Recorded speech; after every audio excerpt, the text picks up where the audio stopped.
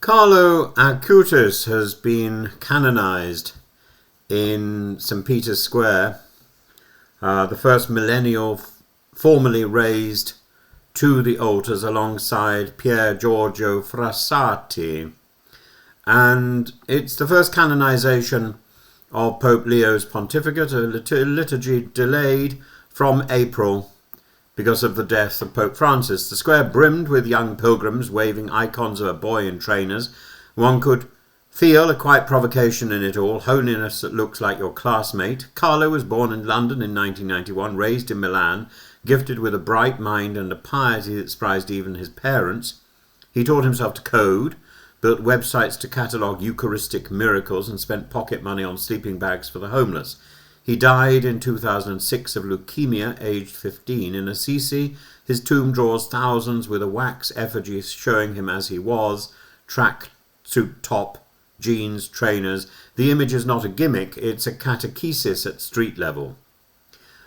Two healings stand behind the decree that recognised what many already suspected. First, the Brazilian child with a congenital pancreatic malformation whose vomiting ceased after a prayer for Carlo's intercession. Second, the Costa Rican student Valerie Valverde, who after a severe brain injury began breathing unaided and recovered with baffling speed on the very day her mother prayed at Carlo's tomb. The cases were examined by independent medical panels, then by theologians, then by the dicastery. The Church does not manufacture sanctity, it recognises it after stubborn scrutiny, though, of course, the principle of the devil's advocate has now gone. What then is new here, and what is merely perennial truth in modern clothes? First, the new. The Church has canonised teenagers before, but never a digital native whose mission explicitly used code, domains and bandwidth. That's not trivia, it signals a strategic turn in witness. The internet is often a sump of distraction and cruelty. Carlo treated it as a set of loaves and fishes. His famous line might be paraphrased: originality is not invention, it is cooperation with grace. He took what he had, a keyboard, curiosity, time, and built a gallery of miracles that now travels the world. If we want a patron for attention economy, he will suffice. Second, the perennial. Strip away the headlines and Carlo looks very old-fashioned. Eucharistic devotion, daily mass, confession, love for the poor that avoided theatre, a habit of silence before the tabernacle. There's nothing novel in these. The novelty is that a 15-year-old boy saw them not as burdens but as accelerants of joy. His mother says the ordinary things were precisely where his extraordinariness bloomed. That is the Church's oldest anthropology in miniature. Third, the scandal, not of sin but of speed and money, causes cost. Postulators are paid, pilgrimage economies grow around shrines. Some worry that canonization has become a fast lane for the connected. There is something to examine here, rigorously and publicly, as Pope Francis himself tried to do, with greater financial transparency in the process. Yet the existence of resources does not in itself impeach a cause. Plenty of well-funded candidates never reach the finish line. The better question is simpler. Have we met the standard of truth medically and theologically, or have we cut corners? On current evidence, the Acutis file cleared the hurdles that Rome in its maddening patience insists upon. Where does this leave young Catholics and the restless post-religious? A few propositions. 4, really. Carlo is not a mascot for content creation. His witness is moral before it's medial.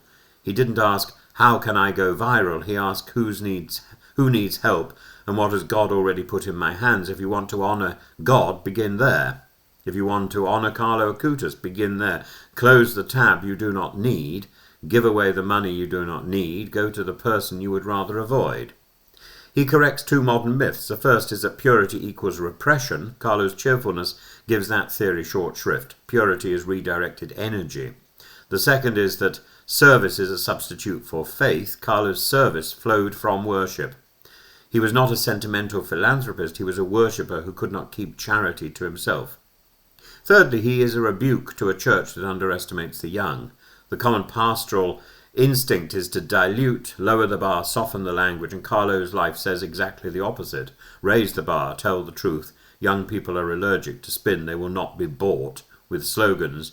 they will walk a long way for clarity. Fourthly, he stands comfortably beside Pier Giorgio Frassati, one from the mountain trails of 1920 Turin, one from the server rooms of early 2000s Milan, both laymen, both evangelists by friendship, both protectors of the poor, both dead before 25. Their pairing today is no accident, it's an argument. Modern holiness is lay, public, joyful and unafraid of culture. And what of Pope Leo himself? His first canonizations tell us something about the horizon of this pontificate. He didn't choose curio grandees or obscure mystics. He chose two young Italians, one famous on Instagram, the other already beloved by student groups and workers' circles. He preached today that the saints call us to make masterpieces of our own lives exactly as they are. Expect a papacy that repeatedly asks young Catholics to do hard things quickly and beautiful things patiently. Permit one final uncomfortable question. Are we in danger of domesticating Carlo by aestheticizing him? The red sweatshirt on a holy card, the smiling boy on a tote bag, the cult can turn kitsch. The answer, as ever, is in the poor. If the devotion ends in sentiment, forget it.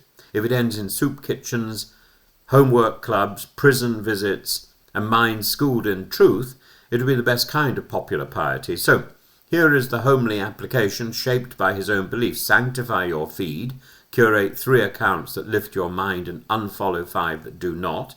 Carlo curated miracles, you can curate virtue. Sanctify your calendar, fix an hour each week for explicit service. It doesn't necessarily have to be godly. Put it in your phone, treat it as non-negotiable.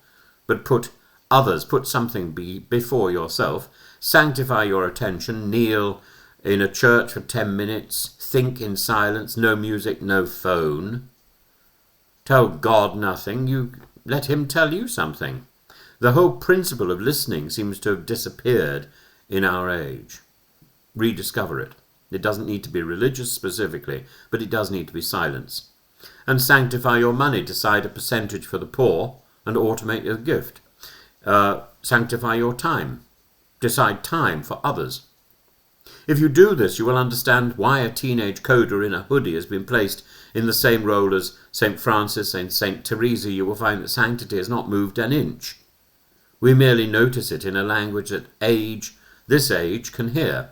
Today the church didn't baptize the internet, it baptized our excuses. Carlo Acutis didn't waste time. That was the point that he made before he died. He also predicted the date of his death. And we shouldn't waste time either. It doesn't matter whether you belong to the Catholic Church, the Orthodox Church, any church or none. It doesn't matter whether you are Muslim, Jewish, Christian, Buddhist. The idea of putting time aside, of thinking creatively and of using your time for good rather than self-indulgence, that is the message of Carlo Acutis. And I think it's an incredibly strong message for humanity.